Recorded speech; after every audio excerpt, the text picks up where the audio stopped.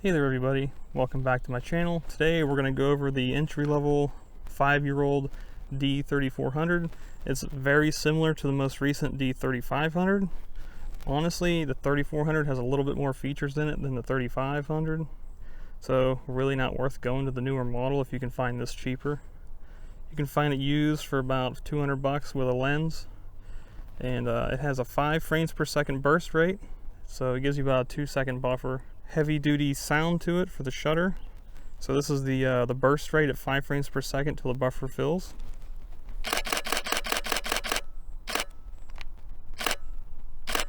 And as you can hear, it kind of really slows down once you hit that buffer. But the sensor, as I said, is real strong. You don't have to worry about that bit for an entry-level camera anyways. Now it is an F mount and it is a crop body, so we're gonna put it on a 150 to 600, which is a full frame, so it should give us about 200 to 900, give or take. And it's probably the cheapest, best entry-level matchup you can get for wildlife, birds in flight, animals, insects flying, anything like that. It works great for that. Now it has 11 autofocus points on it, and it does have 3D tracking from Nikon, and that does work pretty good. So that's really the only thing I would suggest to use this for, is 3D tracking for birds in flight and stuff. Now you probably can't see it because of the sun, but the screen is on and you gotta hit the I button, and this lets you change your autofocus. You can pick autofocus automatic, autofocus single, which is a single focus, autofocus continuous, or you can select manual focus. Today we're going to use autofocus continuous, and then your focus type. You have single point, dynamic area, 3D tracking, or auto area. If you want the camera to do everything itself, you can do auto area autofocus and auto area itself. It does okay, but if it's like portraits of people, like stationary, single point's perfectly fine. And it has the typical metering. So you have the matrix metering, center weight metering, and spot metering. We're going to be using spot metering. I highly suggest spot metering for birds in flight or anything like that, so that way you can expose for the bird and not like a blue sky like we have today. And they're real quick on the camera specs, but if you want to go down deep, just read the manual online, super easy. Download the PDF, use Control F, search for any keywords you want, you'll get the information you need. Now it shoots, as I said, 5 frames per second. It is 24 megapixels. Native ISO is 100. It shoots 1/4000th of a second shutter, and it will not autofocus at an aperture above f8. So if you put a teleconverter on this, it will not autofocus very well or reliably or at all, really. Now to shoot manual on this, you have a little aperture icon right here on top. So if you press this, you can use the wheel in the back to change your aperture.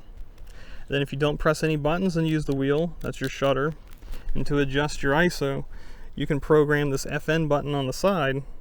So you can press that with your thumb, with your left hand, and use the wheel to adjust your ISO.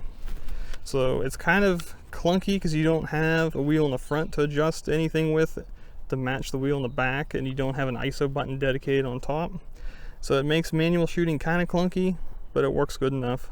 So here in a second we're going to be jumping in the kayak here, and we're going to see if we can't get some action for birds in flight and whatnot on this camera. Show that it's still plenty viable, and it works real good for long full frame lenses like this. So let's get the kayak in the water for that.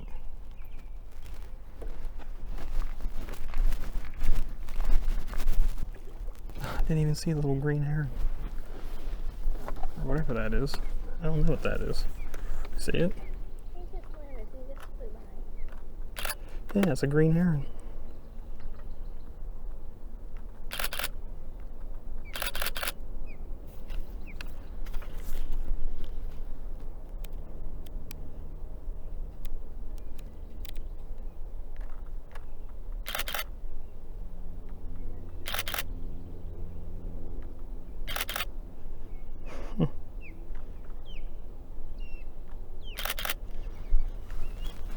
Sure is tiny, isn't he? What is it?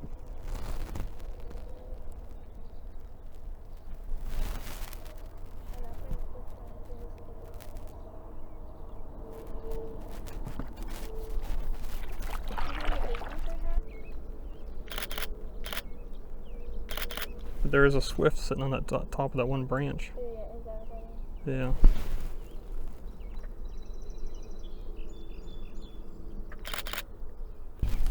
I'm just so happy I got to see a green heron. I wouldn't call them rare, but they don't hang around for you to look at them.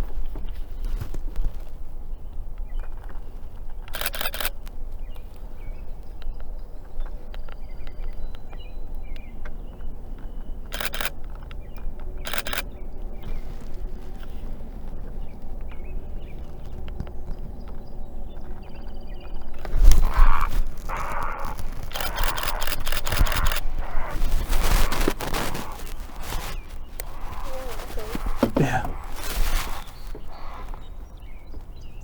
Like, that's gotta be what pterodactyls sound like. I'd just like to take a second and add to the irony about turning off the GoPro and stuff when we were paddling. We thought we were done and we weren't going to see anything, and of course 5 minutes later we seen this awesome Osprey Encounter. And as you can tell, the camera tracked it and took photos decently well. But keep in mind, if it's a busy background, this camera will struggle and it will tend to lock onto the background shrubbery. I honestly just kind of count it lucky that it took such good tracking and photos of this scene, but obviously it's doable. It just takes patience and you can't really expect the world of it. And also keep in mind that you should shoot at 800 ISO or below to keep the cleanest images, and if you want to push above that, you need to use plug-in software like Topaz Denoise that I also have a review on, by the way, to use to remove the noise in your images. And it can come out clean, it just takes a little extra time in editing. But I just want to throw these pictures in here because they were just so cool in my opinion, and some of the better Osprey photos I've gotten actually, and it wasn't even my fancy camera. And next we will check out the video capabilities of this camera.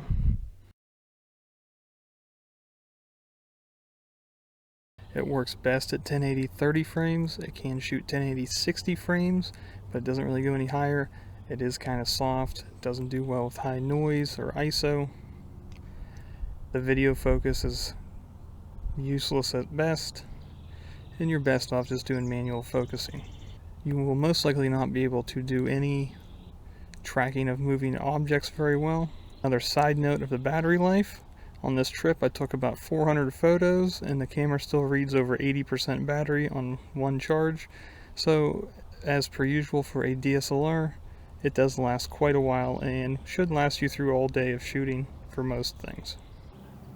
Another thing I'd like to add is the back screen on the camera is not very bright. It doesn't have a lot of pixels to it or dots, and it doesn't have any focus assists in it to help you get proper focus or exposure during your video usage.